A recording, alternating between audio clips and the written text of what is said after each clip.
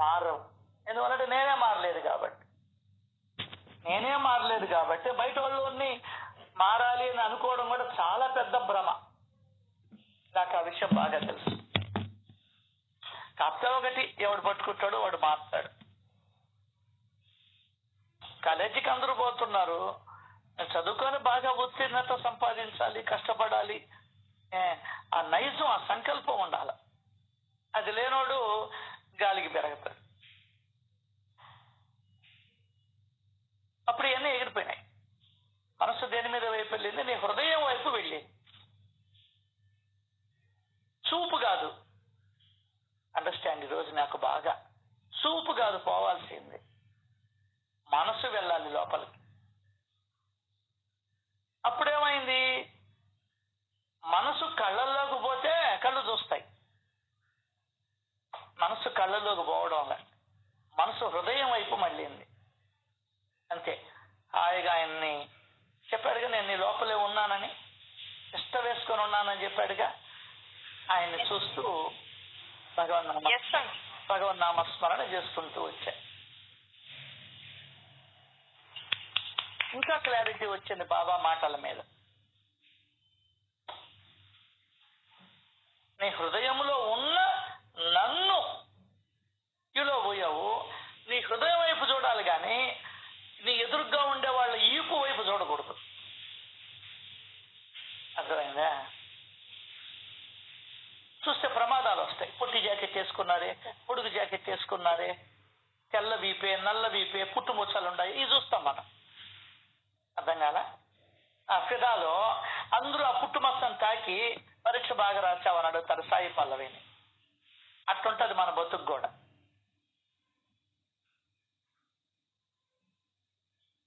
Clarity ఉంది, ఇంకా clarity వచ్చింది. అవసరమా? ఆటోలు పెట్టారు, నువ్వేమన్నా తీస్తావా? మూసుకో.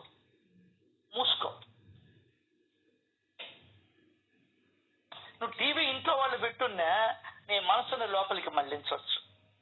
వాళ్ళకేమో నువ్వు కూర్చున్నట్టే ఉంటది వాళ్ళ మధ్యలో, నీ మనసు మాత్రం బాబా దగ్గర ఉంటుంది. ఈరోజు చాలా గొప్ప ఫీలింగ్ అది. చేస్తుంటాం. ఈరోజు ఎందుకో మరీ అనిపించి మీతో షేర్ చేసుకోవాలనుకున్నా. అది కాబట్టే బయటికి పోతే ప్రమాదం. మనసు పిల్లవాడు గడప దాటాడు అనుకో ప్రమాదం. లారీలు బస్సులు కొట్టేస్తాయి చిన్న పిల్లవాడిని. అంత మనసుకి ఏం గుణం ఉందంటే నీ చేతుల్లో ఉంది, మనసుని ఎక్కడికి పంపిస్తున్నావు అని. అదే నీ చేతుల్లో ఉన్నది. దాన్ని నువ్వు కంట్రోల్ చేయాల, నేను కంట్రోల్ చేయాల. వదిలేసావా? గాలిపటాన్ని తాడు పట్టుకున్నంత వరకు మనం ఆడినట్టు ఆడుతుంది. వదిలేస్తే ఎక్కడ కంపల్లో చుట్టుకుంటుందో, ఎక్కడికి ఎగిరిపోద్దో, కరెంటు స్తంభాలకు గుద్దుకుంటుందో తెలియదు. అలా మనం మళ్ళించాల్సింది మన మనసుని. దానికనే అన్నాడు ఆయన, ఈ ప్రపంచంలో మీరు ఎక్కడికైనా సరే వెళ్ళండి, నేను మీ వెంటే ఉంటా. మీ హృదయంలోనే నా నివాసం. మీ హృదయములో ఉన్న నన్ను అంతెందుకు, వెంకటేశ్వర స్వామి దగ్గరికి పోయినా కూడా నువ్వు ఆ రూపాన్ని చూసావనుకో ఏమైపోద్దా రూపం చూస్తే? చెప్పు. చూసావనుకో నీకేమి, ఇప్పుడు ఊహించుకోను, తిరుమలకి వెళ్ళావు కదా, చూడంగానే నీకేమనిపించింది? ఏం చూసావు అక్కడ? రూపం అంటే ఏం చూసావు? అంటే ఏం చూసావు అంటున్నా. రూపం అంటే ఆయన ధరించిన నగలు, కిరీటము, తెల్లటి నామాలు, గడ్డం కింద ఉండి తెల్లగా పెట్టుంటారు, అద్దుంటారు, పచ్చకర్పూరం, అవి చూసావు నువ్వు. అర్థమైందా?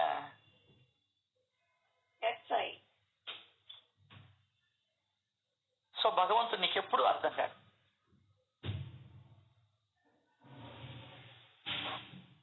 నీకెప్పుడు అర్థం కాదు. బాబా అదే చెప్పాడు, 3వ అధ్యాయంలో అదే చెప్పాడు, 44లో అదే అదే చెప్పాడు, 15లో పర్టికులర్లీ అదే చెప్పాడు. అందరూ నామని చెప్పమంటారు, నామని చెప్తుంటే మనసు వెళ్ళిపోద్ది. భగవంతుడికి కావాల్సింది మనసు. నీ నామం వాడికి కావాలి, నీ గబ్బు నోటితో చెప్పేది.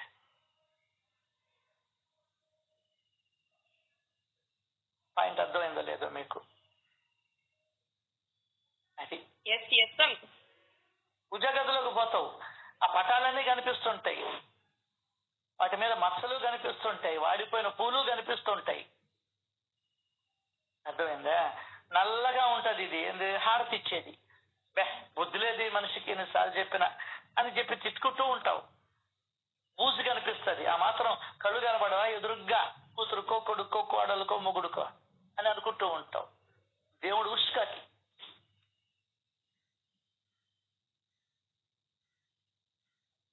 చరిత్ర గొప్పతనం అది. అర్థమైందా? ఇప్పుడు చెప్పండి, సచ్చరిత్రకి మిగతా వాళ్ళు చెప్పిన ప్రవచనాలకి ఉన్నటువంటి తేడా. నోటితో చెప్పమంటారు కానీ మనసుతో మళ్ళించమనరే.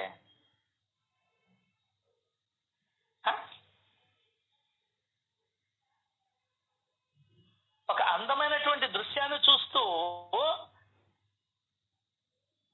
నోటితో సాయిబాబా సాయిబాబా అంటే ఏమొస్తుంది? దానికని చెప్పాడు ఆయన, నీ హృదయములో ఉన్న నన్ను. ఇంకొక అడ్వాంటేజ్ చెప్పండి, మీకు దోచింది ఏదన్నా మీ మనసుకు దోస్తే? ఎనీబడి? అసలు ఎక్కడికి తిరగాల్సిన అవసరం లేదు అంకుల్, కష్టపడాల్సిన అవసరం లేదు. అది కాదు, బాబా మాటల్లో ఉన్న సారం తీసుకో. ఆయన నోటి గుండా వచ్చిన వచనాలలో ఉన్నటువంటి గూఢార్థాన్ని తీసుకో.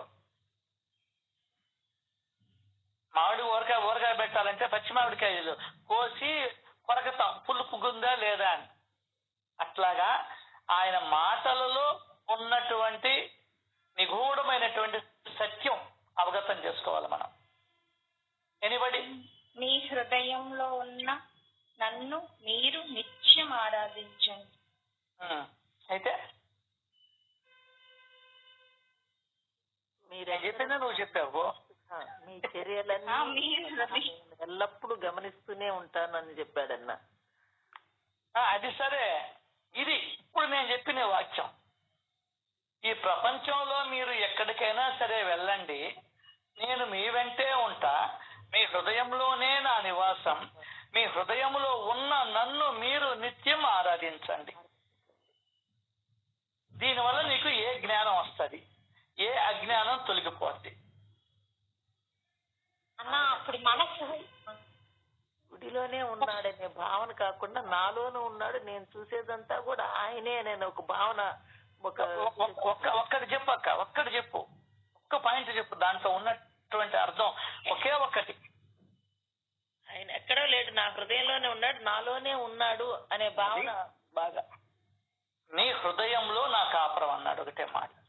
అది బాగా అర్థం అవుతుంది. అప్పుడు నువ్వు బాబాని మొదటి నుంచి సాధనగా చేస్తూ ఉంటే ఆయన నా హృదయములోనే ఉన్నాడు అనే భావన నీలో నిలబడిపోయేది. ఈ ఇల్లు నాది అని ఎట్లా నిలబడిపోయిందో, సాయిబాబా అనేటువంటి 3.5 మూరల శరీరము కాదు ఆయన ఒక మహాశక్తి, ఆయన నా లోపలే ఉన్నాడు అనేటువంటి ఆలోచన సాయి భక్తులలో అందరిలో నిలబడిపోయేది.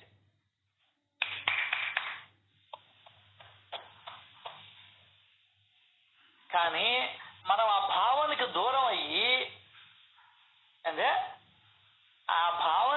అయ్యి మేము గుడికి పోతే తప్ప ఈ అడ్డ ప్రశ్నలు వేయడం ప్రారంభించాం.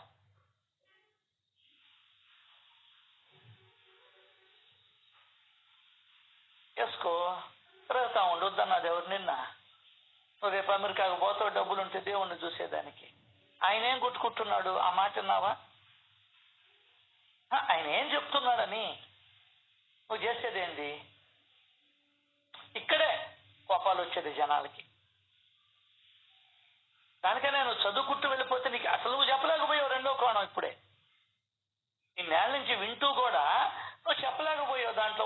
ఉన్నటువంటి గూఢార్థం.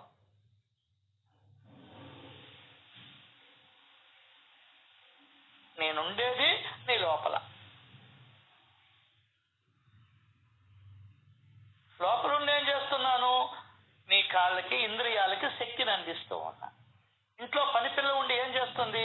అంట్లు దోముతుంది, శంకు గడుగుతుంది, ఇల్లు చిమ్ముతుంది, ఇల్లు దుడుస్తుంది. అదే ఆయన కూడా చేసేది నీ లోపల ఉండే.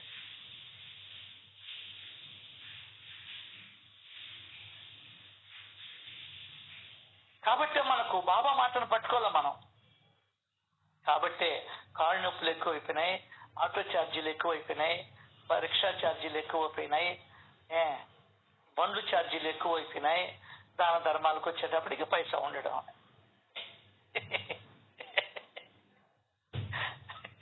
దానికని హేమాద్రి పంత్ చెప్పింది, నీ కొరకు సాయిబాబా నోటి నుండి వెలువలడినటువంటి వచనాలయందే ధ్యాస ఉంచండి. ఏమి చరిత్ర అండి! నీకు జన్మలో చిక్కద్దా?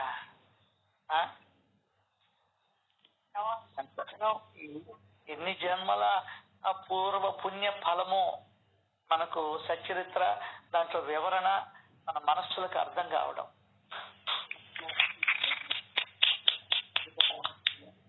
ఇంకొక గూఢార్థం. ఎనీబడి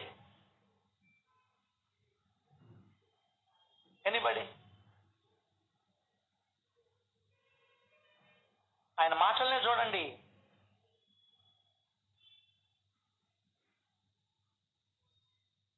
కనపడుతుందండి? నేను అనే భావం తొలగిపోతుంది. ఇంకా నీలో నేనున్నాను, నాలో నువ్వు ఉన్నావు. అది కాదమ్మా. అప్పుడు మనసు హృదయం వైపే. అది చెప్పిందే కదా, మళ్ళీ ఇంకొకటి అని చెప్తుంటే మళ్ళీ అదే చెప్తాయి. హృదయంలో ఉన్న నన్ను మీరు నిత్యం ఆరాధించండి అన్నారు కదా. నిజమేనక్క, నేను చెప్తున్నా అది అయిపోయింది. ఇంకొక గూఢార్థం ఏముంది ఆ ఓవి మొత్తంలో? ఆయన ఉన్నాడు అని మనం గట్టిగా గుర్తిస్తే తప్పులు చేయటానికి, ఇంకొకరిని బాధ పెట్టడానికి, మోసం చేయడానికి ఆలోచిస్తాం. భలే వాళ్ళ నా హృదయంలో ఉన్నాడు అనుకుంటే అన్ని చేస్తాం. అందరి హృదయాలలో ఉన్నాడని కింద చెప్పాడు ఓవిలో. అది నేను ఇప్పుడు ప్రస్తావన చేయలా. నో, ఆ ఓవిని చదవండి దయచేసి. మళ్ళీ మనం పొరపాటులోకి వెళ్ళిపోతున్నాం.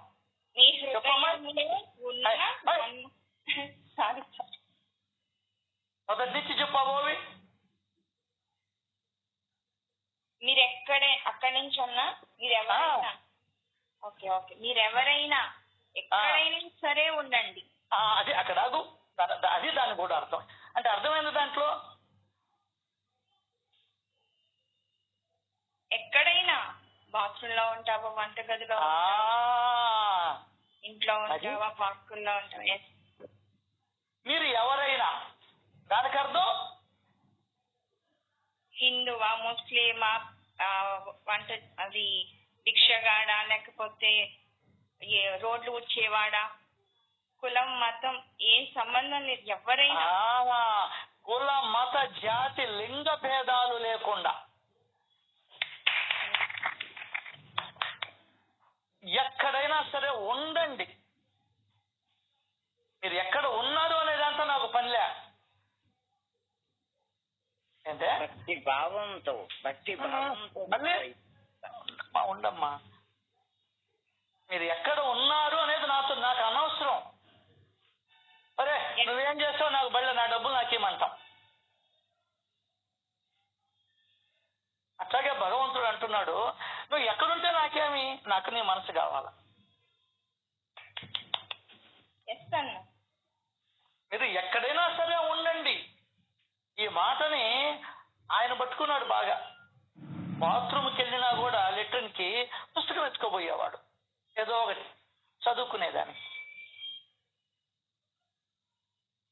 అర్థమైందా? అది ఇంకొక గూఢార్థం. ఇది తెలుసుకుంటే ఇప్పుడు దొంకోలేదే, స్నానం చేయలేదే, ఇవన్నీ రావు. నీ స్నానానికి ఆయన మనసు ఆయనకి కావాల్సిన మనసుని చెప్పడంలే, తొక్క తోలు అన్నీ చెప్తున్నాం. అదేంటి పాటలు కూడా అట్టే తగలబడ్డాయి. మారేడు దళములు నీ పూజకు, అబ్బా ఈ మాయలో పడిపోయినాం. ఇంక పోయా మారేడు దళాల కోసం.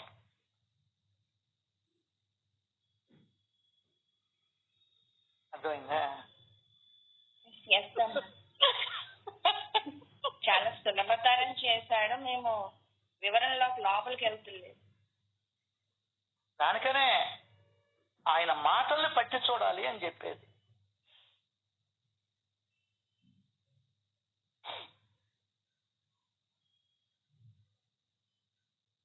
ఎందువల్లంటే అది కూడా ఎందుకు చెప్పాడు? మీరు ఎవరైనా ఎక్కడికైనా సరే వెళ్ళండి. ఆ మాట ఎందుకు చెప్పాడు చెప్పు? ఎనీబడి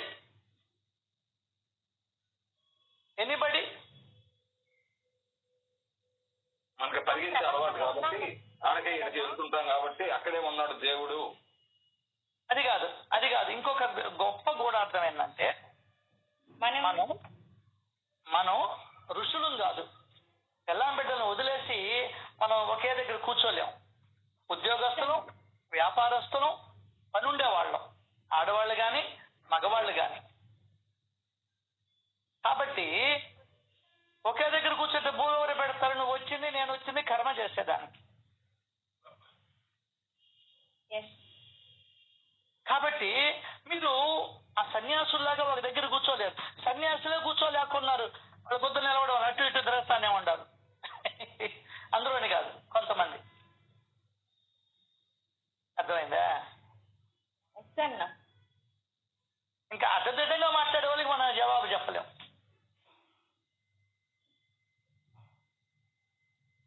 ఉండలేం కదా. వంటింట్లోకి పోవాలి, బాత్రూమ్లు క్లీన్ చేయాలి, లెట్రిన్లు క్లీన్ చేయాలి, ఇల్లు చిమ్మాలి, కూరగాయలకి వెళ్ళాలి, పిల్లవాడిని స్కూల్లో ఇడిపించాలి, మళ్ళీ వాడిని స్కూటర్లోనో రావాలి, పిల్లకాయలకి గుడ్డలు కుట్టాలి, నీ గుడ్డలు ఏమైనా టైలర్కి ఇవ్వాలి. ఎన్ని పనులు ఉంటాయి గృహస్థులకి. కాబట్టి నువ్వు ఒక దగ్గర కూర్చోలేవు, ఒక దగ్గర నిలబడలేవు, ఉండలేవు. కాబట్టి ఎక్కడికైనా వెళ్లాల్సిన అవసరం నీకు వస్తుంది. ఆయన పోయాడు రహతాకి, రూయికి, ఇంకొక దగ్గరికి. అర్థమైందా? కానీ మీరు ఎక్కడికి పోయినా నాకేం ఇబ్బంది లేదు. ఈ యొక్క దీన అవస్థని చూచాను నేను. స్నేహితులని పోతావు, బంధువులని పోతావు, పెళ్లికని పోతావు, సత్యనారాయణ వ్రతాలకని పోతావు, లేదు ఇంకొక దానికని పోతావు, పిల్లవాడిని ఎక్కించుని పోతావు, బస్సు మనవడి దగ్గరికి కూర్చుంటావు. ఎక్కడైనా ఉండు, నాకేం ఇబ్బందిలే. కానీ నీ మనసులే నా వైపు తిప్పు.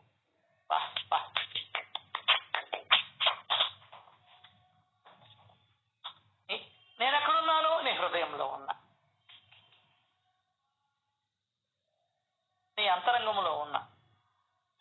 ఇంకా పచ్చిగా చెప్పాలంటే ఆయన ఉన్నాడు కాబట్టి నేను భూమి మీద ఉంచారు, లేకుంటే నిన్ను కాలే కట్టెల్లో పడేస్తారు. పచ్చిగా చెప్పాలంటే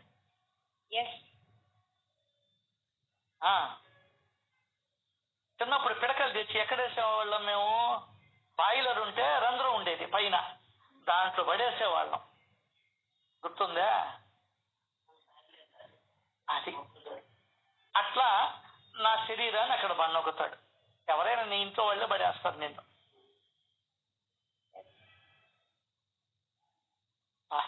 ఎంత గొప్ప సచ్చరిత్ర అండి. Hats off Baba, hats of.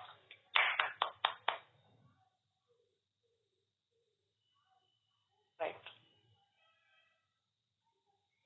Shri Sachchidananda Samarth Sadguru Sainath Maharaj కి జై. ఏమనుకోబోక అమ్మాయి కసురుకున్నానని, చిన్న అమ్మాయి కాబట్టి. లేదు, ఎవరిని అసలు ఆత్మతత్వం దగ్గరకు వచ్చాక రెండింటిని సంస్కృతిలో చూడమని చెప్పాక ఇంకా ఎందుకన్నా ఇవన్నీ? అందరినీ కసురుకోనిలే.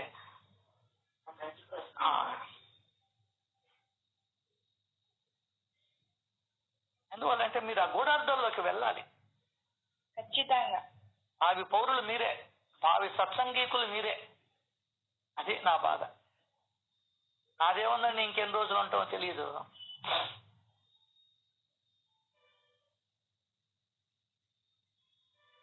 సో మీరు అసలు అర్థంలోకే పోలేదు సార్.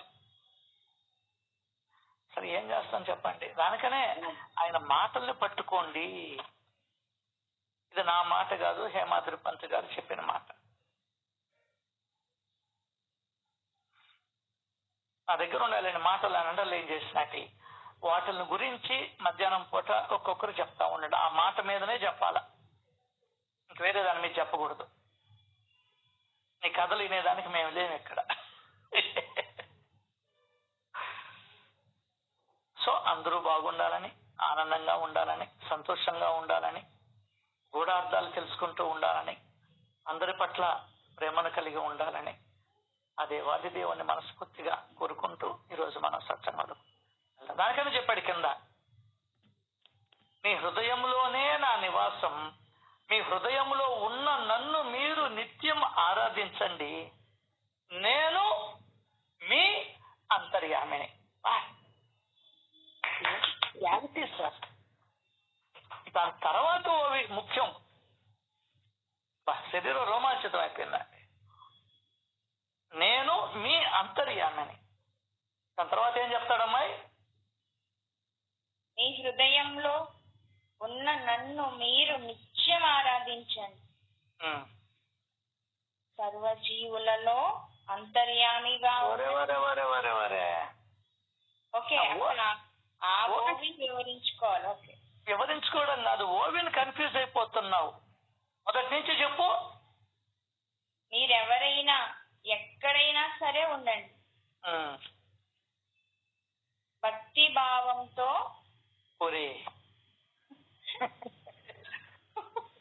చెప్పండి అంటే చదవమన్నారేమో అని. ఈ ప్రపంచంలో ఎక్కడికైనా సరే వెళ్ళండి, నేను మీ వెంటే ఉంటా. మీ హృదయములోనే నా నివాసం, మీ హృదయములో ఉన్న నన్ను మీరు నిత్యం ఆరాధించండి, నేను మీ అంతర్యామిని అని వదల్లా. రామారావు గారు ఇందాక మీరు అన్నారే, దాని తర్వాత మాట ఏంది? సర్వజీవులలో అంతర్యామిగా ఉన్నది కూడా నేనే.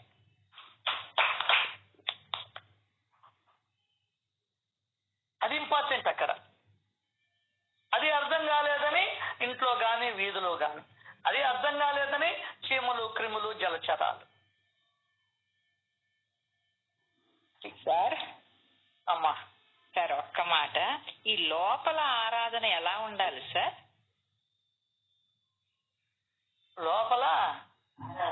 లోపల ఉన్న నన్ను ఆరాధించండి అన్నారు కదా, ఈ లోపల బయట ఆరాధన అయితే ఇప్పుడు చక్కగా చెప్పారు. ఈ ఆకుల కోసం పరిగెట్టడం, గుట్టలు కొండలు ఎక్కడం ఇది వద్దు.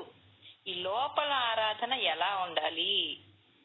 ఇప్పుడు మీ అమ్మాయి అమెరికాలో ఉంది, ఏం చేస్తుంటదో ఈ అమ్మాయి, ఫోన్ లో మాట్లాడరు మీరు. మీ ఆయన లేటుగా వస్తాడు, ఎన్నో 6 కల్లా వస్తాన్నాడే అని ఎక్కడ అనుకుంటున్నారు మీరా? లోపల అనుకోడమే, అదే లోపల ఆరాధన. అదే ఇందాక ఫస్ట్ లో చెప్పింది. ఏది మీరు అడుగుతున్నారు ఈ మాట? లేదు సార్, ఇంకొక ఇది చాలా ఇంపార్టెంట్ సార్. బాహ్యోపచార పూజ కన్నా అంతరంగిక పూజా విధానముతో గమ్మున కళ్ళు మూసుకొని ఆయన ఆహ్వానించు నీ హృదయంలోకి. రావయ్యా, ఇదిగో 2 సింహాసనం పెట్టే బాక దరిద్ర పేట, 50 ఏళ్ళ నాడు పెట్టేస్తావు. అదేమంటే మా అత్తగారు ఇచ్చారు నాకు అంటారు. ఆమెకు ఎవరు ఇచ్చారంటే వాళ్ళ అత్తగారు నీళ్ళలో తడిచి పీకి సంకనాకిచ్చుకొని పోయి ఉంటారు ఆ పేట. ఆ ముష్టి గుడ్డ వేస్తాం, మట్టి గుడ్డ, అదే పక్క. భావనలు కూడా ఉన్నతంగా ఉండాలా. అవయా దానికైనా రత్న ఖచ్చిత సింహాసనం మీద దర్శనం ఇచ్చాడు. కూర్చో అని అంతా లోపలే జరగాల. కూర్చున్నావు కదా, నా కూర్చో, ఉండ కాళ్ళు కడుగుతాను అని చెప్పిన చెంబు తీసుకున్నావా, పళ్ళెం పెట్టావా? ఏం పళ్ళెం పెట్టావా? సత్తు పళ్ళెమా, వెండి పళ్ళెమా, బంగారు పళ్ళెం? ఏమే రత్నాల పళ్ళెం, రత్నాలు పొదిగిన పళ్ళెం పెట్టొచ్చుగా.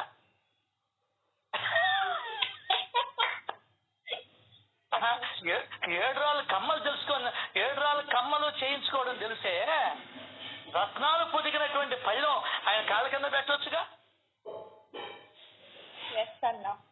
అది భావ దారిద్ర్యం అంటే.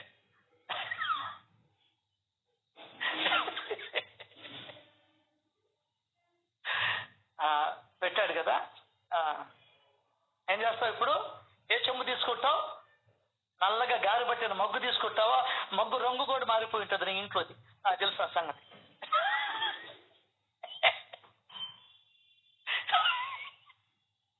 కోపాలు వస్తుందా మీకు? లేదన్నా. నాకు తెలుసులే, ఎంత చెప్పినా కోపాలు వస్తాయి. నేనైతే మీకు పూజ సామాగ్రితో పని లేదు కదా అని చెప్పుకుంటున్నా. అబ్బో, ఇది దొంగెత్తుగడ. పూజా సామాగ్రి బయలేదని ఎందుకన్నాడు? నీ దృష్టి దాని మీద పోతుందని. ఇది ఎక్కడ కొన్నావు? కమ్మలు ఒక డిజైన్ పెట్టుకుంటేనే ఏదో మా లేటెస్ట్ కమ్మలు కొండాయని అడుగుతున్నాం మనం. ఇక్కడ ఆయన దగ్గర బయలారు బంగారు చెంబు, దానికి ఎట్ట పొదుగుండారు? ఆ రత్నాలు పొదుగుండారు. నీళ్ళల్లో ముంచితే ఎట్లున్నాయో తెలుసా నీళ్లు? ఈ రత్నాల షేడ్కి నీళ్లు రంగు కూడా మారిపోయి ఉన్నాయి. ఏ విధంగా అయితే రాముడి యొక్క చేతిలో తలంబరాలు పడగానే నీలమేఘం తిరిగిపోయినాయో, తెల్లటి యొక్క ముత్యాలు నీలం రంగు తిరిగాయో, ఆ విధంగా తిరిగిపోయినాయి ఈ నీళ్లు కూడా. అది లెక్క. నువ్వు ఎంతసేపు అయినా చేసుకోవచ్చు ఈ పూజ. ఒకరితో పనిలే. లెట్రిన్ సీటు మీద కూర్చొని కింద వాడికి కింద పోతుంటది, నీ మనసులో ఇది జరుగుతూ ఉంటది. అర్థం కాలా?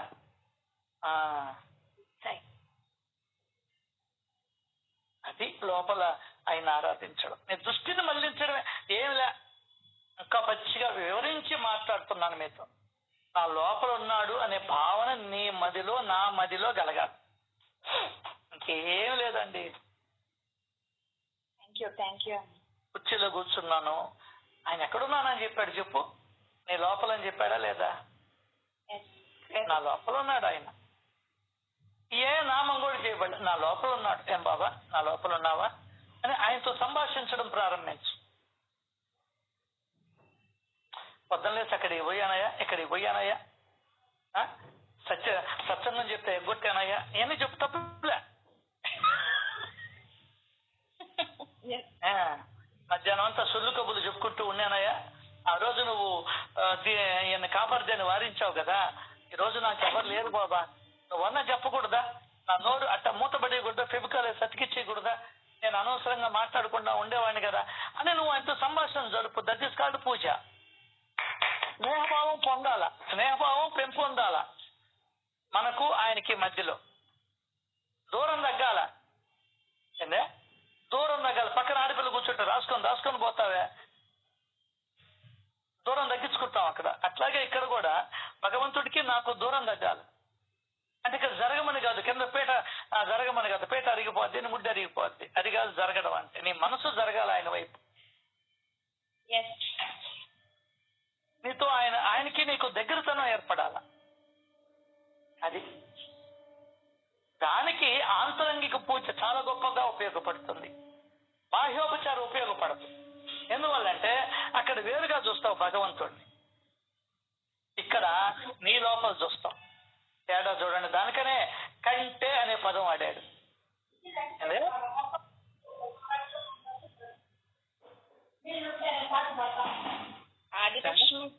సార్ అమ్మా సార్, నేను ఎందుకు అడిగానంటే సార్, ఎంత సమయం సార్, ఎంత వేస్ట్ చేసుకున్నానంటే ఇది తెలియక సార్.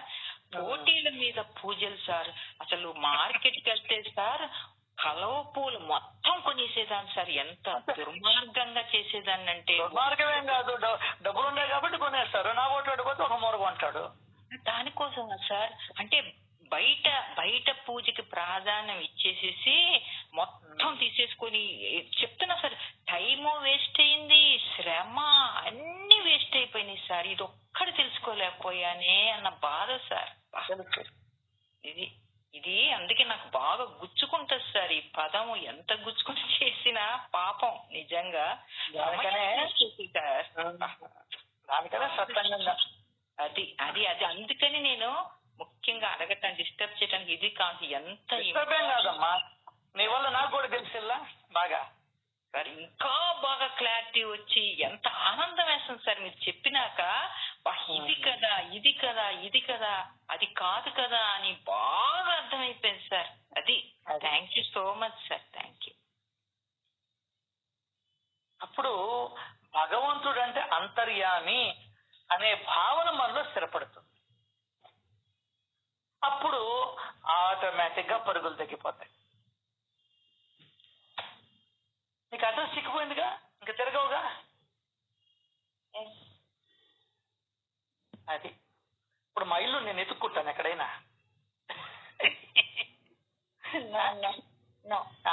అది దానివల్ల సచరిత్ర నీకు చక్కగా ఉపయోగపడుతుంది. తప్పుగా అర్థం చేసుకోకూడదు మనం దాన్ని. దానికన్నా చెప్పాడు తీర్థయాత్ర పర్యటనలు అవసరం లేదు, శరీరాన్ని సృష్టింపజేసే ఉపవాస తపవాసాలు అవసరం లేదు. అర్థమైందా? ఇంకోటి ఏం చెప్పాడు? ఉపవాస తపవాసాలు అవసరం లేదు చెప్పా. వ్రతాలు ఉద్యాపనలు అవసరం లేదు. ఈ చరిత్ర శ్రవణం చేస్తే నీకు దేవుడు ఆచూకీ తెలుస్తాం.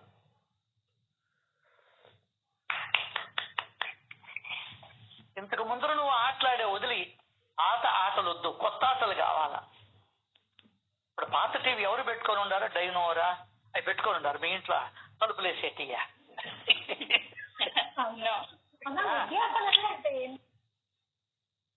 సమాప్తి చేయడం. వ్రతం చేస్తే సమాప్తి ఉండాలా, సినిమా బిగిన్ చేస్తే లాస్ట్ శుభం కార్డు పడాలా. దేవమ్మ చేసింది అది. అదే బీడీదేవమ్మ చేసింది కదా ఉద్యాపన, అందరినీ పిలిచి భోజనాలు పెట్టి. పుడితే పుట్టినరోజు చెయ్యాలా, కర్మంతరం చెయ్యాలి వాడికే. అది ఉద్యాపన అంటే. అర్థమైందా? అది కాబట్టి నిమజ్జనం చేస్తారు, అది ఉద్యాపన కింద లెక్క.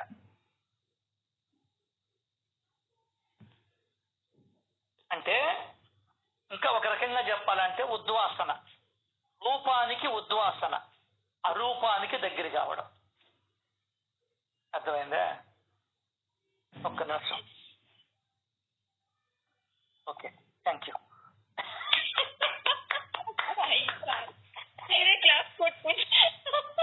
ఇంకేం చేసేది? భగవంతుడు ఇచ్చిన దానికి పొంగిపోతాను నేను, మీరు పొంగరు, ఇంకేమీ లే. ఆ రూపానికి ఉద్వాసన. గణపతి ఎక్కడున్నాడు? నీ లోపలే ఉన్నాడు. 3 కోట్ల దేవతలు నీ లోపలే ఉన్నారు. అది లెక్క. దానికనే బాబా తన నిర్గుణ నిరాకార తత్వాన్ని భక్తుల మనసులలో నాటేదానికి అనేక రకాల ఉపాయాలను అనేవాడు. సరే, ఇవన్నీ ఉంటాయి. ఓకే, ఇంకా మనం సచ్చరిత్రలోకి వస్తే 33వ అధ్యాయం. అగరు ఒత్తుల నుండి రాలిన పొడి విభూతి అని భావం చేశాడు ఆయన. దీనిని బాధపడిన వ్యక్తికి రాయడం జరిగింది. కానీ ఇంపార్టెంట్ పాయింట్, కానీ విభూతి అని భావించినప్పుడు, మీ ఇంట్లో భార్యని ఆదిపరాశక్తి అని భావించినప్పుడు, నీ భర్తని తిరుమల వెంకటేశ్వరుడు అని భావించినప్పుడు అన్ని మారిపోతాయి, కథ మారిపోతాయి. నీ కొడుకుని కుమారస్వామిగా అనుకున్నప్పుడు మారిపోతాయి కథలు. అర్థమైందా? దానికనే రామకృష్ణ పరమహంస 8 ఏళ్ల అమ్మాయిని అమ్మవారుగా భావించి కూర్చోబెట్టి పీఠ మీద పూజ చేశాడు. అట్లాగే తననే కొన్నిసార్లు తానే దైవముగా భావించి తన తల మీద నెత్తిన పూలు పెట్టుకున్నాడు. ఇది చూసి రిపోర్ట్ చేశారు. వాళ్ళకి తెలియదు కదా ఆయన స్థితి. అట్లా మొత్తం నీ భావంలో ఉంది దానికనే. కానీ మట్టిని విభూతి అని భావించినప్పుడు దారిలో ఉండే మట్టి కూడా ఇటువంటి అనుభవాన్ని కలిగిస్తుంది అని చెప్తుంది సచ్చరిత్ర. అది ఆయన కర్రను నాటి రాముడు అనుకోమన్నారు పక్కలపాటి గురువు గారు. నీకైతే బొమ్మ కావాలా, రాముడు ధనుర్ధారి ఇవి కావాలి నీకు. ఎందువలంటే నీ మైండ్ సెట్ బాగలే, ఫిక్స్ అయిపోయినావు రాముడికి. వాళ్ళు అట్ట కాదు, అమాయకమైన గ్రామస్తులు వాళ్ళు. కర్ర నాటి రాముడు అనుకుంటే అలాగే స్వామి అన్నారు. దాన్ని రాముడిగా పూజించాం. అంత భావనలోనే ఉంది.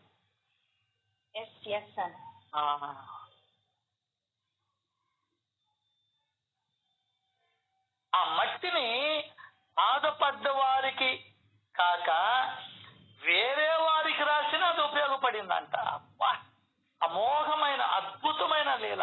నీ భావం పనిచేస్తుంది అక్కడ. అంటే నీ భావన అదే.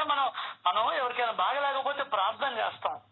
ఆ భావన భగవంతుణ్ణి కదిలిస్తుంది. ఒరే 40 మంది అడుగుతున్నారు, 50 మంది అడుగుతున్నారు వాళ్ళకి బాగు చేయాలని, అప్పుడు ఆయన కదలుతాడు. ఒక్కడు కుక్క పిల్ల అని చెప్తే వాడు వదల్లా, 10 మంది కుక్క పిల్ల అని చెప్తే వదిలేశాడు గొర్రె పిల్లను కూడా. అది లెక్క. అందరూ కలిసి భజనలు చేస్తే ఎందుకు రాడే మాధవుడు. ఒకసారి ఒక భక్తుడి కూతురు గ్రంథి జ్వరంతో బాధపడుతూ ఉందని వేరే ఊరిలో ఉన్న తండ్రికి అకస్మాత్తుగా వార్త అందితే ఆ తండ్రి అయినటువంటి భక్తుడు బాధపడుతూ ఉన్నాడు. తండ్రి ఏమో బాంద్రాలో ఉన్నాడు, కూతురేమో వేరే గ్రామంలో ఉంది. ఇతడి వద్ద బాబా విభూతి లేదు. అందువల్ల ఇతను నానాకు కబురు పంపాడు. మీరు బాబాను ప్రార్థించి నా దుఃఖాన్ని దూరం చెయ్యండి, విభూతి ప్రసాదాన్ని పంపండి అని నానా చందోర్కర్ని వేడుకున్నాడు. అతను కూడా బాబా భక్తుడే. అదే ఇక్కడ మనం చేస్తూ ఉండేది. ఎవరైనా చెప్తారు మనకు, ఇట్లా మా వాళ్ళకి బాగలేదు మీరందరూ చెప్పండి ప్రార్థన చేయండి అని అడుగుతారు. అదే సచరిత్ర కూడా చెప్పింది. కొంతమంది ఏమీ వద్దనుకుంటారు, వాళ్ళ ఇష్టం అని. ఆ పల్లెటూరులో బాంద్రాలో ఉన్నటువంటి ఆయన నానాసాహెబ్ చందోర్కర్కి కబురు పంపాడు. మీరు బాబాను ప్రార్థించి నా దుఃఖాన్ని దూరం చేయండి, అంతేకాదు విభూతిని కూడా పంపండి అని చెప్పాడు. ఈ వ్యక్తి కబురు తీసుకొని వచ్చాడు నానా దగ్గరికి. వస్తూ ఉంటే నానా కూడా దారిలో కలిశాడు. అప్పుడు నానా తన భార్యతో కళ్యాణ్ వెడుతున్నాడు కాబట్టి బాంద్రా నుంచి వచ్చేసాడు. ఠానాపట్టణం స్టేషన్ వద్దకి చేరేటప్పటికి నానాకి ఈ కబురు అందింది. అయితే అతని వద్ద విభూతి లేదు ఆ టైంలో. అప్పుడేం చేశాడు చూడండి, ఎంత గొప్ప వ్యక్తో, భావాన్ని ఎంత గొప్పగా పట్టుకున్నాడో నానా. అప్పుడేం చేశాడు, చిన్న విషయం కాదండి, ఈ ఐడియాలు మనకు రావు, అర్థం కాదా? ఆయనకు వచ్చింది. ఎందువల్లంటే భావగ్రాహి బాబా అనేది ఆయన బాగా అర్థం చేసుకున్నాడు.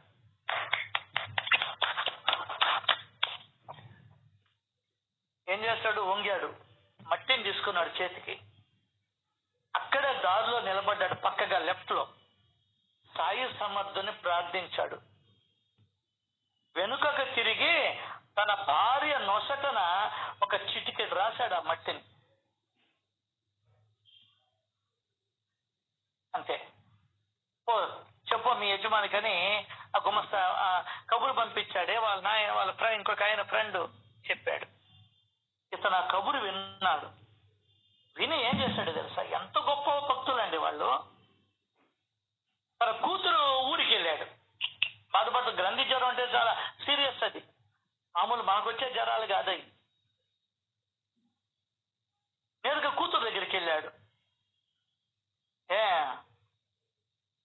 అక్కడ విషయం వెళ్ళి తెలుసుకునేటప్పటికి చాలా ఆనందించాడు. ఆ ముందు రోజే కొంచెం నయమై విశ్రాంతి కలిగింది. చూస్తే ఆ ముందు రోజే నాన్న బాబాని ప్రార్థించి మట్టిని విభూతిగా భావించి భార్య నొసటన అద్దినప్పటి నుండే ఆ బాధ తగ్గింది.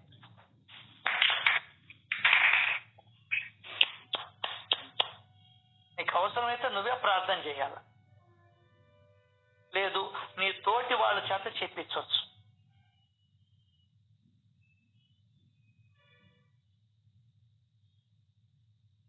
బాధ గురించిన ఈ కథ ఇలా ఉండని, మంచి అవకాశం వచ్చినప్పుడు మరలా సవిస్తరంగా చెప్తాను. ఇది విభూతిని గురించిన చర్చ. నెక్స్ట్, ఈ భావం అని చెప్తుంటే అమ్మ మాట గుర్తుకొస్తుంది. చెప్పండి, ఎవరైనా మీకు అమ్మ మాట గుర్తుకొచ్చింది? వస్తే ఏ మాట గుర్తుకొచ్చింది ఇప్పుడైనా? అన్నా, అదే మనము ప్రసాదాలు భగవంతుడి దగ్గర పెడతాం కదా. నెక్స్ట్ ఆయన మట్టిని విభూతిగా భావించి బాబాని ప్రార్థించి తన భార్య నొసటన చిటికెడు రాశాడు. అంకుల్, నాకు 2 మాటలు గుర్తొస్తున్నాయి అంకుల్. చెప్పు. నా కడుపును పుట్టిన బిడ్డలు నాకెచ్చు. నెక్స్ట్ తర్వాత మీరు రాజరాజేశ్వరి అని అది గుర్తొచ్చు. నెక్స్ట్ అదా అంకుల్, మౌంట్ రోడ్ లో తిరగడం. ఆయన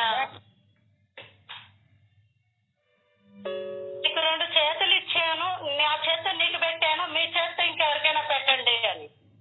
నెక్స్ట్, నేను ఇక్కడ చెప్పేది భావన గురించి చెప్తున్నా, మీరు ఏదేదో చెప్తున్నారు.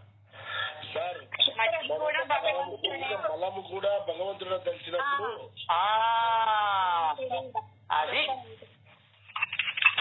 సూపర్. బలాన్ని కూడా నువ్వు దేవుడు అనుకొని పూజిస్తే అది భగవంతుడికే వెళ్తుంది అని చెప్పి నమ్మ ధైర్యంగా. అది ఆది పరాశక్తి అంటే.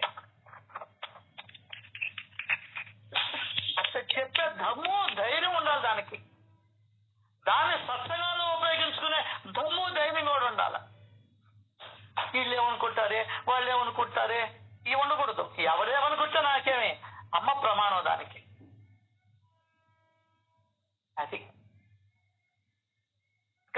ఇంకా మీరు ప్రాక్టీస్ కావాలండి. రైట్. ప్రేమమయుడైన ఈ నాన్న చందోర్కరు జామ్నేర్ లో మామల్తుదారుగా ఉన్నప్పుడు భక్త కళ్యాణయిక తత్పరుడైన సాయిబాబా చేసిన అద్భుతమైన లీల.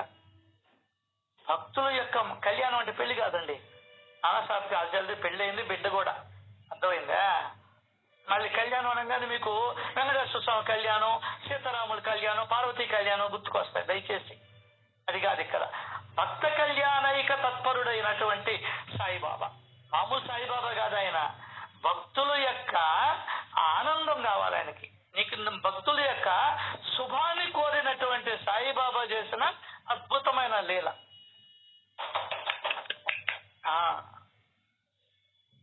ఈ విభూతి యొక్క మహిమ అపారం.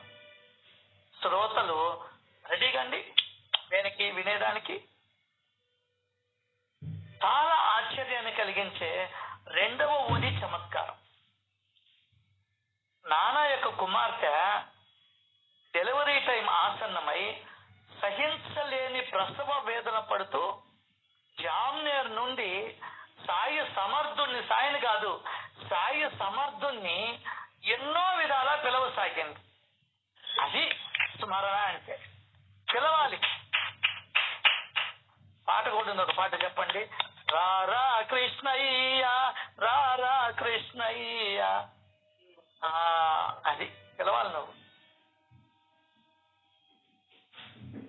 డెలివరీ టైం అప్పట్లాగా ఇప్పుడు తల్లే చెప్తుంది కోసిమని, అర్థం కదా? ఎందువల్లంటే తల్లి కూతురు బాధని చూడలేకపోతుంది పాపం. ఈమె ఎట్టగన్నారు అట్టగందా ఆమె తల్లే ముందర చెప్తుంది, ముందర కోసిమని. అరే నొప్పి తెలియాలి కదా, అట్ట పెంచే లాస్ట్కి నిన్ను మూల పెడుతున్నారు వాళ్ళు. అప్పట్లో ఈ కోతలు లేవు, డెలివరీ కావాల్సిందే. ఎంత కష్టమైనా 3 రోజులైనా 5 రోజులైనా అల్లాడాల్సిందే, అంతే. ఆమె అక్కడ ప్రసవ వేదన పడుతుంది. అప్పుడు అన్నారు ఆ మాట ఏమని, పునర్జన్మ అని స్త్రీకి. ఇప్పుడే ఉందా, అటు పోయి ఒక్క సెకండ్ అటు కోసేస్తుంది, వెంటనే న్యూస్ వచ్చేస్తుంది మగ ఆడ అని. అర్థమైందా? అది అప్పటికి మరో జన్మ స్త్రీకి, ఇప్పుడు అటు కాదు. అది లెక్క. కాలాన్ని బట్టి పద్ధతులు మారుతుంటాయి, అన్నీ మారుతూ ఉంటాయి. సత్యం మాత్రం ఒకటే ఉంటుంది. ఏందా సత్యం? స్త్రీకే గర్భం ధరించాలి, అది లెక్క. ఆమె జామ్నేర్లో అవస్థ పడుతూ ఉంది, డెలివరీ కాల, ఏడుస్తూ ఉంది. వేదన చిన్న బాధ కాదు అప్పట్లో. ఎట్టగన్నారు మహాతలుడు, 10 మంది 12 మంది 17 మంది. అబ్బా ఎంత స్టామినా ఉండిందో వాళ్ళకి. నిజంగా ఆది పరాశక్తులు వాళ్ళు. ఇప్పుడు బోర్లించడం కొండలు, ఏం లేదు సత్తవేల దగ్గర. ఇప్పుడు అర్థం కాదా? ఇప్పుడు డబ్బులు చూస్తున్నాం. నువ్వు ఎంత పని చేయగలదు? ఎందువల్ల నువ్వు ఇవ్వలేకున్నావు? 10 మంది ఉండే ఇంట్లో నీ కూతురు చాకరీ చేయలేదని కూతురు కన్నా అమ్మకి బాగా తెలుసు. ఎందువల్లంటే అమ్మగా అటు పెంచింది. ఒక పని చెప్పకుండా అమ్మ అటు పెంచింది. తండ్రి వెళ్ళిపోతాడు, ఆ పిల్ల పోలేదు పైకి, తీసి కర్రెత్తుకోవాలా, 4 నూకితే పైకి పోద్ది, పని చేస్తుంది, ఇల్లు చెమ్మద్ది. అమ్మ అట్టు పెంచా, ఇంకా కూతురు అట్టే కదా తయారవుద్ది, కొడుకులు కూడా అట్టే కదా తయారవుతాడు. సో మన పిల్లలు తయారు కావడానికి తల్లిదండ్రులదే బాధ్యత. చెప్పాలా? దెబ్బకి దెయ్యం బెదరాల, కోపాలు రావచ్చు మీకు, వస్తే రాని.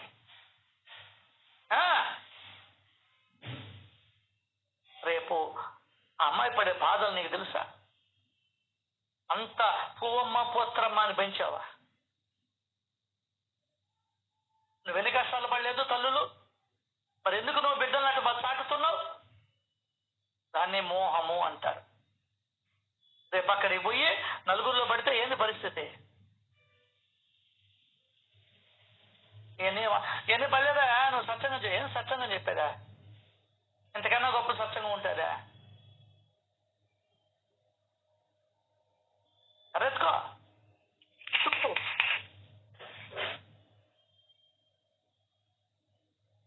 జామ్నేర్ నుండి సాయి సమర్థుణ్ణి ఎన్నో విధాలుగా పిలుస్తా ఉంది. బాబా బాబా రావయ్యా, ఈ నొప్పులు భరించలేకున్నానయ్యా,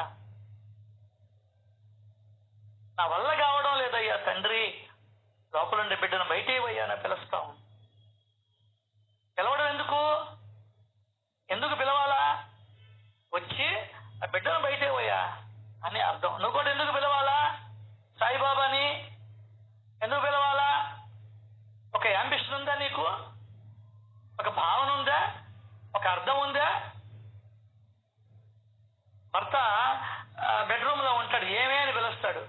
వచ్చిన తర్వాత ఏమి లేదు అంటే ఒక చెంప దబ్బిచ్చిపోద్ది, పనిలో ఉంటే పిలుస్తావా అని. లేదు నా టై కనబడడం లేదు, ఏదో చెప్తే అదిగో అక్కడ ఉంది చూడమంటారు. అట్లాగే నువ్వు భగవంతుని పిలవాలా. ఎందుకు పిలవాలా? అలా అరిషడ్ వర్గాలు పోగొట్టు. ఎస్, అది బాబా నాలో ఈ మాత్సర్యం ఉంది, ఈ కుళ్ళుతనం ఉంది, అర్థం కాదా?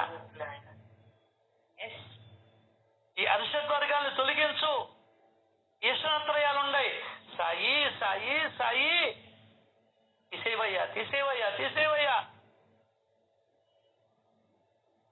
దానికి నువ్వు పిలవాల. అది అర్థవంతమైన నామస్మరణ.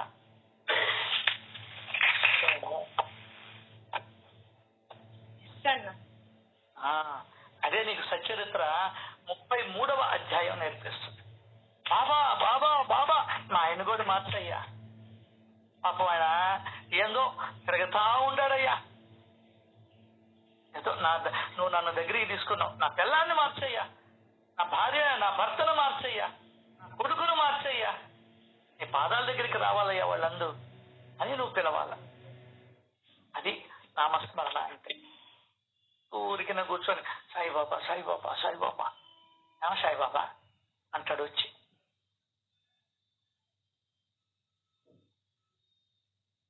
సో ఈ జామ్నేర్ లో పరిస్థితి షిరిడి దాకా తెలియదు, ఎవరికి తెలియదు.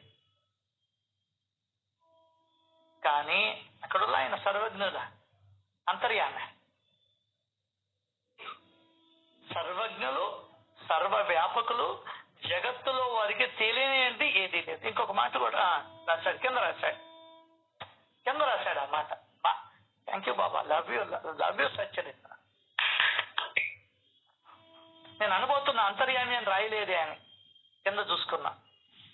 సాయిబాబా సర్వజ్ఞులు, సర్వవ్యాపకులు, జగత్తులో వారికి తెలియనిది ఏదీ లేదు. అంతేకాదు ఇంకొక మాట ఇక్కడ రాశాడు, ఆ సాయి సాయి సాయి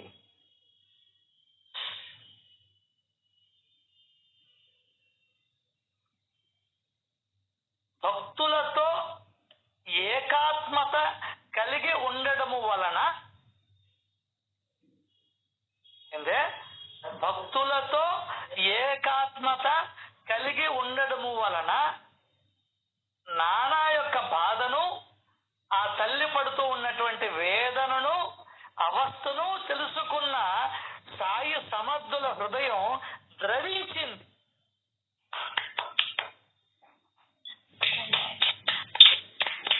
మనం కూడా ద్రవిస్తుంది, ఏం చెయ్యం, అయ్యో అనిపిస్తుంది కానీ ఏం చెయ్యం.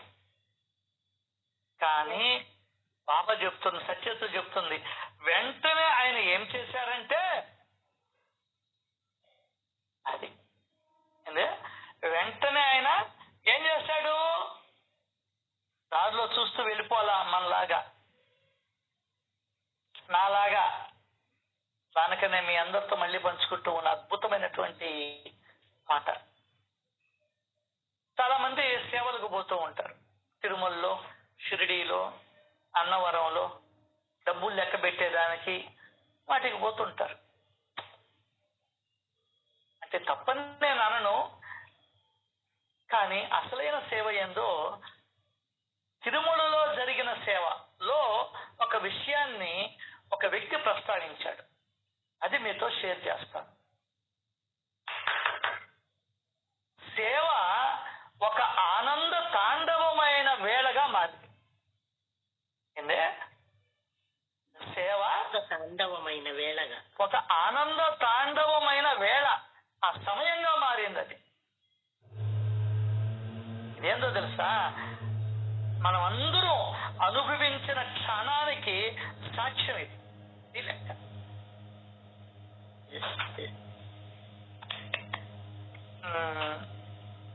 గొంగలి పురుగు సీతాకోక చిలుకుగా మారిపోయింది, తొండ ఊసర విల్లిగా మారిపోయింది. సేవ ఒక అద్భుతమైన ఆనందాన్ని ఇచ్చే సమయంగా మారిపోయింది ఒక అతనికి తిరుమలలో. అది సేవ కాదు, ఒక ఆనంద తాండవమైన వేళ. ఏమి రాశారు సార్, ఏమి రాశారు. అది నువ్వు నేను అనుభవించిన దానికి సాక్ష్యం. ఆ సమయం, ఆ సేవ ఏందో చూస్తాం. తిరుమల వంటి పవిత్ర క్షేత్రంలో PWFS అని ఉంది, పిలిగ్రిమ్ వెల్ఫేర్ ఫెసిలిటేషన్ సేవ. అది దాంట్లో భాగంగా ఒక అతను షిరిడీకి వెళ్ళాడు. సరే, తిరుమలకి వెళ్ళాడు. చూశాడు ఒక పిల్లవాడిని కడుపు పట్టుకొని ఆకలంటూ ఉన్నాడు. అందరూ చూస్తూ ఉన్నారు. ఒక వ్యక్తి చూసి నేరుగా హోటల్కి వెళ్ళి ఇడ్లీ దోశ 2 పొట్లం కట్టుకొని తీసుకెళ్లి అందించిన ఆ క్షణం ఏందే ఆ సెకండ్ ఏమైనా తెలుసా, ఆనంద తాండవమైన సమయంగా మారిపోయింది ఆ వ్యక్తికి. నల్లగా ఉండే నాకు ఎర్రగా ఉండే అమ్మాయిని చూశాను అనుకో, అబ్బా ఎగిరికి అంతేస్తుందా అట్లా. అది కేవలం అన్నదానం కాదు, అన్నదానం కాదు, అది చైతన్యం. నీ లోపల ఉన్నటువంటి చైతన్యం తనకే సేవ చేసిన దివ్యమైన స్పర్శానుభూతి అది. మరి ఆ క్షణంలో ఏం జరిగింది అనే తనకు తాను ఆ వ్యక్తి విశ్లేషించుకుంటూ మనకు చెప్తున్నాడు. అతను ఆ బాలుని చూశాడంట, హృదయం కదిలింది. ఆలోచన చెయ్యకుండానే అతని పాదాలు నేరుగా ఆ హోటల్ వైపు వెళ్ళాయి. అంతే, ఇడ్లీ దోశలు కట్టించుకున్నాడు. నేరుగా వచ్చి ఆ అబ్బాయి చేతిలో పెట్టాడు. ఇవ్వడంలోనే అతను కరిగిపోయాడు. అంటే ఇవ్వడంలోనే మీరే కరిగిపోయారు. దానికనే తల్లి పాలిస్తుంది బిడ్డకి. ఆ క్షణం తల్లికి మధురానుభూతి కింది లెక్క. ప్రేమ ఉప్పొంగుతుంది ఆ సమయంలో. ఇప్పుడు కాదు, ఇప్పుడు టీవీ చూస్తా, అవి చూస్తా, ఇవి చూస్తా ఇస్తున్నారు పాలు. అసలు ఆ సెన్స్ కూడా లేదు ఆఖరాకి. ఏందే ఆ సెన్స్ కూడా లేదు. బిడ్డ చెప్పుకు వచ్చినప్పుడు ఆ బిడ్డ నోట్లో రొమ్ము పెడితే ఆ ఆనందమే వేరు. అదే అక్కడ హృదయం కదిలింది. ఆలోచన లేకుండానే ఒక చర్య నీ నుండి బయటకు వచ్చింది. అది ఏందో కాదు, అది చైతన్యం తనకే సేవ చేసిన దివ్యమైన స్పర్శానుభూతి. ఇవ్వడంలో మీరే కరిగిపోయారు. ఇదే ఆనంద తాండవం. అక్కడ దాత ఇచ్చేవాడు లేడు, గ్రహీత తీసుకునేవాడు లేడు. మరి ఏముంది అక్కడ? మధ్యలో వాళ్ళిద్దరి మధ్యలో ప్రవహించింది ఏంది? ప్రేమ, కరుణ, దయ, వాత్సల్యం, అనురాగం, ఆప్యాయత. ఎవరి మధ్యలో? ఆ బాలుడి మధ్యలో, ఇచ్చిన వ్యక్తి మధ్యలో ప్రవహించింది కరుణ, దయ. ఆ క్షణంలో నువ్వు పరమ ఆనంద స్థితిని అనుభవించావు. పరమ ఆనంద స్థితి. ఎందుకంటే ఆ క్షణంలో నేను చేస్తున్నాను అనే భావం అడుగంటిపోతూ ఉంది. ఇది నా కర్తవ్యము అనే భారము లేదు నీ మీద. కేవలం సహజ స్పందన మాత్రమే ఉంది. అంతే, సహజంగా నీ హృదయం స్పందించింది. అహంకారం తగ్గిన చోట సచ్చిత్ ఆనంద స్వరూపం బయటపడింది.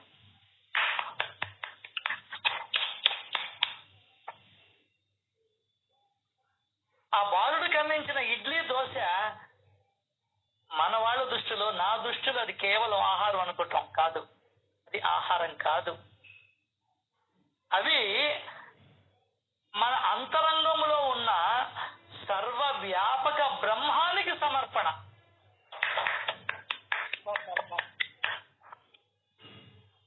పాయింట్ అర్థమైందే? ఆ బాలుడికి అందించిన ఇడ్లీ దోశ కేవలం ఆహారం కాదు, అవి మన అంతరంగంలో ఉన్న సర్వవ్యాపక బ్రహ్మానికి ఇచ్చి సమర్పించినటువంటి సన్నివేశం. అది దానినే స్వరూప స్పర్శ అంటారు. మన అంతరంగంలో ఎవరున్నారు? బ్రహ్మ ఉన్నాడు, భగవంతుడు. ఆయన ఎక్కడున్నాడు? సర్వవ్యాపకంగా ఉన్నాడు. పరమాత్మ. నువ్వు ఇచ్చింది ఆ చిరిగిపోయిన చొక్కా చెడ్డ వేసుకున్న వ్యక్తికి కాదు, నీ అంతరంగంలో ఉన్న ఆత్మే. బాబా చెప్పాడు ఇందాక, నీ హృదయములోనే నా నివాసం, నేను మీ అంతర్యామిని, సర్వజీవులలో అంతర్యామిగా ఉన్నది కూడా నేనే.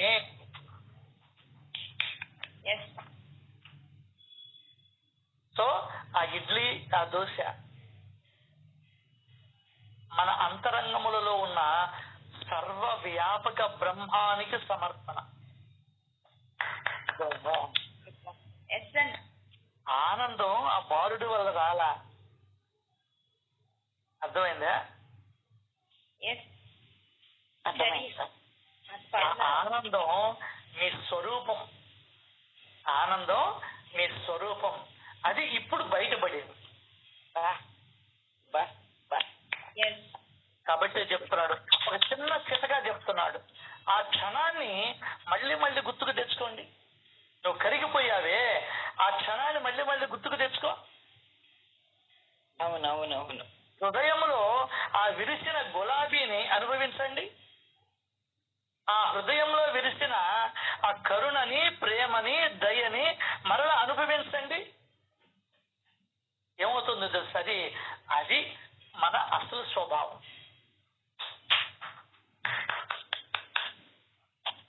గడ్డపార మట్టిని ఎట్లా బయటికి తీసిందో పార, సేవ నీ లోపల నా లోపల ఉన్నటువంటి ఆ కరుణ స్వభావాన్ని వెలికి తీసింది సేవ. అంతే.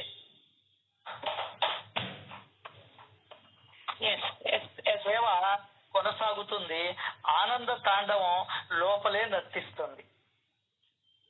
అంటే లోపలే నర్తిస్తుంది. ఇది మనం తెలుసుకోవాల్సింది. అద్భుతం అండి, అద్భుతం. లెఫ్ట్ అయిపోండి, ఏం ఇబ్బంది లేదులే, పోండి, హ్యాపీగా వెళ్ళండి. అవునమ్మా. ఇప్పుడు నువ్వెందుకు మాకు ఈ సేవ చిక్కింది, ఈరోజు కరేపాకు 2 కిలోలు తెచ్చా, సేవ చిక్కిందని అంటుండవు. నీకు అది చిక్కింది కాబట్టి నీలో ఉన్నటువంటి ఆనందం అదిగో కళ్ళ రూపంలో, కళ్ళ నీళ్ళ రూపంలో బయటకు వస్తుంది. ఇప్పుడు కూడా అదిగో ఎంతో సంతోషపడుతుందంట. అంటే ఈ సేవ వల్ల ఈ ఆనందం పొంగుకొని వస్తుంది. కాకి కథ చదువుకున్నావు చిన్నప్పుడు, రాళ్ళు వేసిన దాని వల్ల నీళ్లు పొంగుకొని వచ్చాయి. అక్కడ బయట కొట్టిన కాడ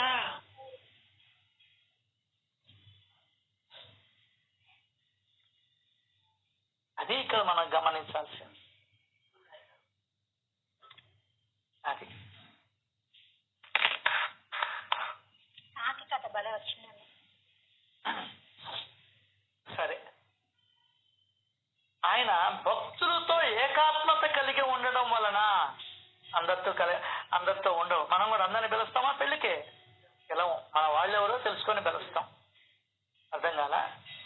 ఆయన ఎప్పుడు తన భక్తులతో ఏకాత్మత కలిగి ఉంటాడు. దేనికంటే సహాయం చేసేదానికి రెడీగా ఉంటాడు ఆయన. అది ఆయన నిత్య స్వభావం. పరోపకారం ఆయన స్వభావం. నాది ఎట్లయితే దాచుకోవడం నా స్వభావము, నేను ఒక్కనే పండు తినడం స్వభావము, ఆయన స్వభావం ఏంటి? ఉపకారం చేయడం. ఉపకారం చేయడం ఆయన స్వభావం. అంతే. నానా అవస్థ, ఆ అమ్మాయి అవస్థ మైనతాయి. ఇతను తెలుసుకున్నాడు. ఏం చేశాడు? గమ్మునుండా? లే, తగ్గించవచ్చు. ఇక్కడ కూర్చొని పడవ లేపలా. మొదటి ప్రపంచ యుద్ధం అప్పుడు జహాంగీర్ ది దారువాలా పడవ లేపాడు కదా. పడవ లాగడం కూడా ఆ జహాంగీర్ చూశాడు కదా. 2200 పంపించాడు కదా కృతజ్ఞతలతో పాటు. అట్లాగే ఇక్కడ నీకు కృతజ్ఞత ఉంటే ఏదో ఒకటి సమర్పించాలా. అది లెక్క. ఏందే? ప్రేమ అంటే ఏదో ఒకటి సమర్పించాలా. తప్పకుండా. ప్రేమకు వ్యక్తీకరణే చర్య. అయ్యో అని గమ్మున లేడు ఆయన. వెంటనే ఏం చేశాడంటే నానాకు విభూతి పంపించాలని అనిపించింది ఆయనకి. చేయగలడు. ఇది ఇక్కడ కూర్చొని కళ్ళు మూసుకుంటే నిమిషం సేపు, కానీ అట్లా చేయలేదు ఆయన. ఎందుకు చేయలేదు? ఎందుకు మనిషిని పంపించాడు అనే గుప్తమైనటువంటి నిధి దీంట్లో దాగి ఉంది లీల. దాన్ని మనం రేపు వచ్చే సత్సంగంలో తెలుసుకునే ప్రయత్నం చేద్దాం. శ్రీ సచ్చిదానంద సమర్థ సద్గురు సాయినాథ్ మహారాజ్ కి జై. జై జై జై జై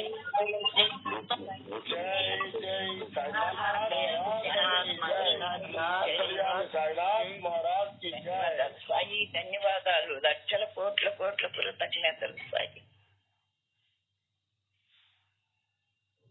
థ్యాంక్ యూ. రోజు రావచ్చు కదా నాయన. ఇప్పుడు వస్తానమ్మా. నాయన చూడాలనిపిస్తున్నా.